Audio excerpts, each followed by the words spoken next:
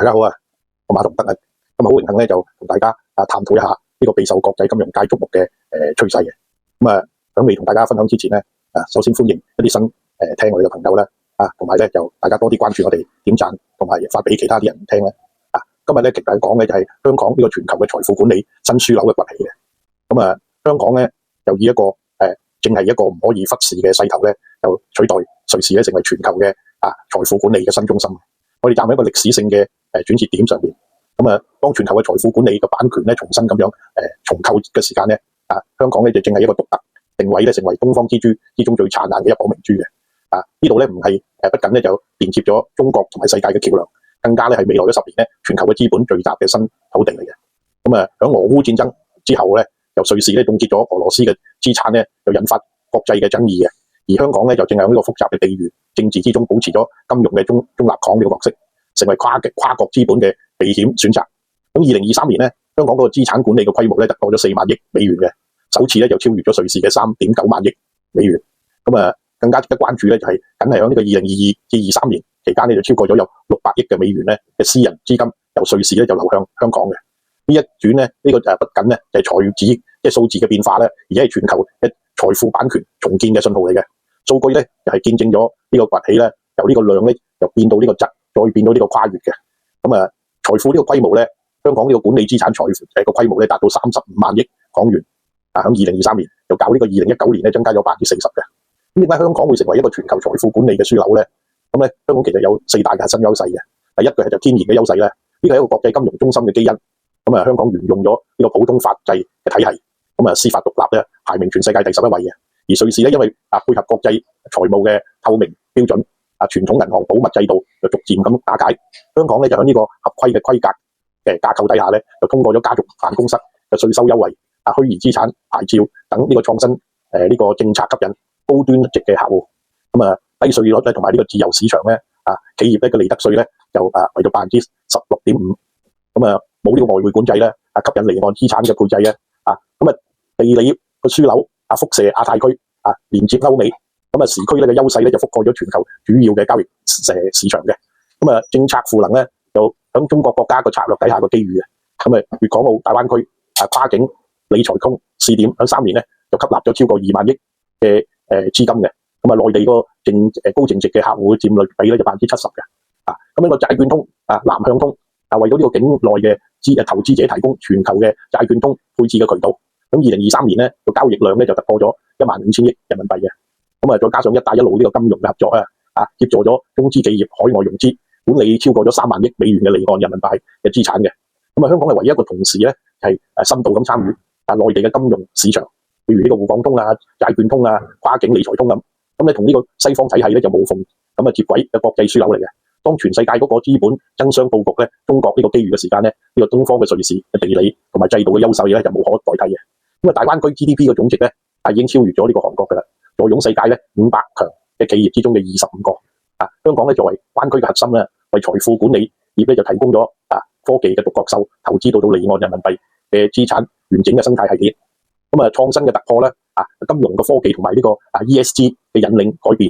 虛擬資產嘅牌照嘅制度亦都吸引咗呢個 HashKey 同埋 OSL 等嘅合規交易所咧就落戶嘅。推動到呢個 Web3 咧同埋呢個傳統金融融合。至於綠色金融方面咧就發行咗全球首隻碳中和嘅 ETF 綠色債券嘅規模咧就達到4000億港元嘅。家族辦公室亦都係集聚咧超過2000家嘅單一嘅家族辦公室入駐嘅。管理嘅資產超過5000億美元。外資流入，咁2023年外國嘅投資者咧就擁有港股咧就佔咗28%嘅，亦都創咗歷史嘅新高啦。人才嘅儲備，金融從業員咧就超過27萬人，其中咧15%咧就為咗呢個國際專業嘅人才嘅。排名咧就係亞洲前3嘅。瑞士總裁安思傑咧表示，香港嘅財管業務咧就每年咧就以7.6% 咧有個速度增加嘅。有望咧喺2027年取代瑞士成為全球嘅最頂尖嘅財富管理中心。匯控呢個行政總裁艾喬治亦都講，中國咧成為全球嘅財富增長最快嘅國家之一，將會帶動咧香港嘅離岸財富交易。估計咧喺2028年咧，香港嘅資產管理規模咧就會增加到3.2萬億美元嘅啦，亦將會成為全球嘅最大嘅離岸中心。個領先呢個瑞士嘅約31000億美元嘅。香港作為咧國際資產同埋財富管理中心，向來咧就係聚集全球嘅資金同埋家族辦公室嘅聚寶盤嘅。咁啊有國際投資機構講咧，香港嗰個財富管理可望咧喺2027年咧就超越瑞士噶啦，成為全球最大嘅財富管理中心。咁啊，喺到2023年年底咧，香港管理嘅資產嘅規模咧已經超過31萬億元噶啦。咁啊，淨資產流入咧就接近咗3900億元嘅。咁啊，按年咧大增咗3.4倍。當中咧有64% 咧嘅資金咧來自非香港嘅投資者，反映咗國際嘅投資者對香港嘅財富資產管理又充滿信心嘅。目前咧約有2700間單一嘅家族辦公室喺香港經營。咁啊，當中咧超過一半咧由資產超過5000萬美元嘅超高資產淨值嘅人士成立嘅。咁啊，香港近年咧就積極咁樣推出同埋優化呢個措施嘅，咁啊推動資產同埋咧財富管理業務嘅發展。當中咧已經落實措施咧，包括優化大灣區跨境理財通交易所咧買賣基金互聯互通，同埋內地同埋香港嘅基金互認嘅安排等。咁啊，老虎證券咧表示咧，跨境理財通交易所買賣基金互聯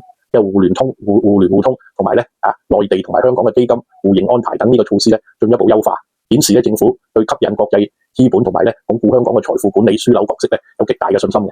特區政府新一份嘅理財嘅財政預算案，亦都有對呢個基金同埋咧單一家族辦公室嘅理財嘅優化建議，亦都可以進一步加強咧本港呢個財富管理方面嘅發展動力嘅。咁啊，香港開放式嘅基金型嘅公司咧就按年咁倍增嘅。咁香港註冊成立嘅有限合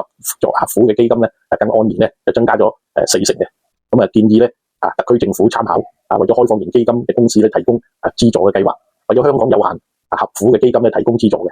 用意咧就係支付本地專業服務提供者所收取嘅合資格嘅費用。咁啊，香港咧有望咧喺亞洲市場咧就超越瑞士個區域影響力咧，但係全面咁替代呢個瑞士作為全球性嘅財富管理中心，仍然係需要克服呢個信任嘅壁壘嘅。咁啊，提升複雜嘅服務能力，兩者咧將會形成區域互補嘅格局，而非完全代替嘅。咁啊，選擇喺香港建設亞洲亞太總部咧，係因為呢度咧就唯一能夠同時滿足中國內地、東南亞同埋咧中東嘅客戶嘅需求嘅平台。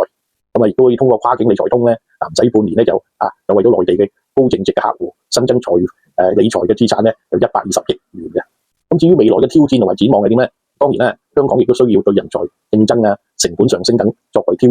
戰啦。咁但係特區政府咧已經推出咗資本投資者入境計劃、擴大稅務豁免範圍等措施。咁2025年咧，亞洲將管控咗全球1/3嘅財富嘅，而香港咧正係呢一場嘅財富東移嘅浪潮嘅領航者嚟嘅。咁啊，香港取代瑞士咧就絕非係零和嘅遊戲，而係全球嘅財富管理多元化嘅必然選擇。咁啊，香港嘅基因咧同埋係危機中咧就係嘅新格局嚟嘅。咁今日咧呢座城市咧就係將呢個金融脈搏咧就正與呢個國家嘅崛起，同時咧就共震盪嘅讓我哋把握呢個機遇，共同咁書寫個財富管理嘅新篇章。咁未來嘅藍圖咧就鞏固嘅地位個關鍵途徑。咁啊，第一咧就係深化互聯互通啦，推動呢個互換通上線啦，擴大咗呢個離岸人民幣嘅流動性池，優化呢個 QFLP 同埋 QDII 嘅額度，吸引更加多嘅資管機構咧就落戶，強化呢個風險管理，建立跨境資產追溯嘅機制，保障投資者嘅權益，咁啊打擊咧洗黑錢啦，同埋咧加密貨幣嘅風險，維護咧金融嘅安全。咁啊全球化嘅佈局咧吸引中東嘅主權基金設立區域嘅總部，管理咧超過10萬億嘅美元資產。咁啊同新加坡倫敦合作，打造咧24小時嘅環球資產配置鏈。咁啊，香港呢個故事咧就唔係單靠孤軍備戰嘅。咁啊，佢係改革開放嘅試驗場，亦都係金融創新嘅實驗室，更加係全球嘅資本信任嘅避風港。咁啊，當全球嘅一個經濟重心向東移，咁啊，香港咧就要作出準備好，亦都係開放嘅姿勢，擁抱財富嘅管理黃金時間。咁啊，希望咧我哋大家咧就攜手咧，共同咁樣書寫呢一個傳奇咧。好啦，咁啊，多謝大家大家咧希望多啲關注我哋，免費訂閱我哋個頻道，多啲點讚，咁亦都轉發我哋個頻道俾其他啲人睇啦，好嘛？好啦，希望下一次見到大家，多謝大家，拜拜。